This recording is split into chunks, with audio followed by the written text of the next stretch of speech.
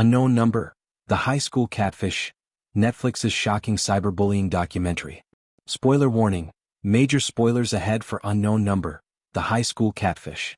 Netflix's latest true crime documentary, directed by Skye Borgman, explores one of the most disturbing cyberbullying cases in recent memory. Unknown Number, The High School Catfish tells the story of Lauryn Licari, a teenager from Beale City, Michigan, whose life was turned upside down when an anonymous stalker targeted her with threatening and vile text messages. The shocking twist: the person behind the campaign of harassment was her own mother, Kendra Licari. The harassment begins. In October 2020, 13-year-old Lauryn and her boyfriend Owen began receiving strange messages from an unknown number. At first, the texts were unsettling but manageable. They stopped for a time, only to return in September 2021 with much greater intensity. For the next 15 months, Lauryn endured daily harassment.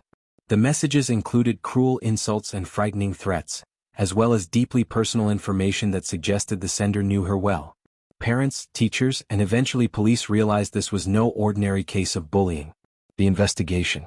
Sheriff Mike Main of Isabella County led the early investigation, focusing on Lauryn's classmates. Naturally, suspicion fell on her peers, including Owen and their friends.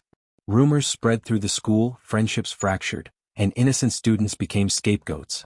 When progress stalled, Officer Bradley Peter from nearby Bay City joined the case and worked with the FBI. Their digital forensics eventually traced the messages not to classmates but to Lauryn's own mother, Kendra. In a heartbreaking moment captured on police body cam footage, Sheriff Main confronted Kendra at home with Lauryn present. The footage shows Lauryn learning in real time that her mother was her stalker, a revelation that shattered her family and stunned the community. Kendra's arrest and sentence. In December 2022, Kendra was arrested and charged with stalking and using a computer to commit a crime. She pled guilty to 2 counts of stalking a minor and was sentenced to 19 months to 5 years in prison. She served her time and was released on August 8, 2024. By the time of the documentary's completion, Kendra wanted to rebuild her relationship with Lauryn, though whether such a bond could ever be restored remained uncertain. Why did Kendra do it? The documentary wrestles with the biggest question of all. Why would a mother torment her own daughter? Kendra herself admitted she didn't fully understand her motives. In the film, she referenced her own trauma, an assault that happened when she was about Lauryn's age. She suggested that watching her daughter grow up triggered fears and control issues, leading to the obsessive behavior. Some officials compared her actions to Munchausen syndrome by proxy in the digital age, where a caregiver harms someone to maintain control or attention. Borgman, however, cautions against giving the behavior a strict medical label. What's clear is that her actions stemmed from unresolved trauma and a warped need to keep her daughter close. Lauryn's journey. At the center of the story is Lauryn, now 18, who lived through relentless harassment before learning the unthinkable truth. When Borgman first interviewed her in 2023, Lauryn still wanted her mother back in her life. By the time of a second interview after Kendra's release, her perspective had shifted. She was more cautious, thoughtful, and aware of the complexities of their relationship.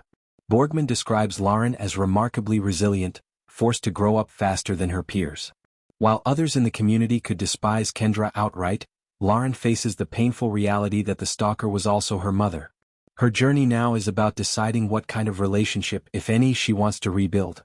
A silver lining has been Lauryn's closer bond with her father, Sean, shown in the documentary as a strong and supportive presence in her life.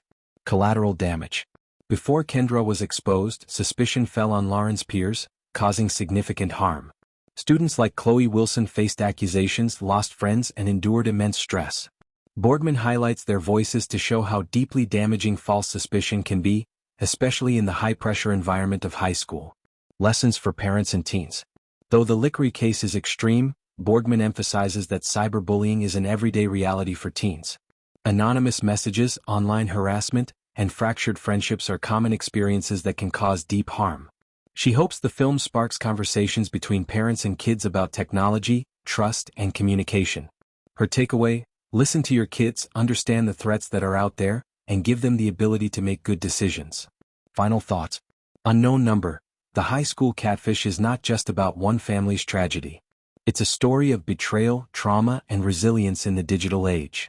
The film leaves viewers with haunting questions about love, trust, and whether a family can recover from such a shocking betrayal.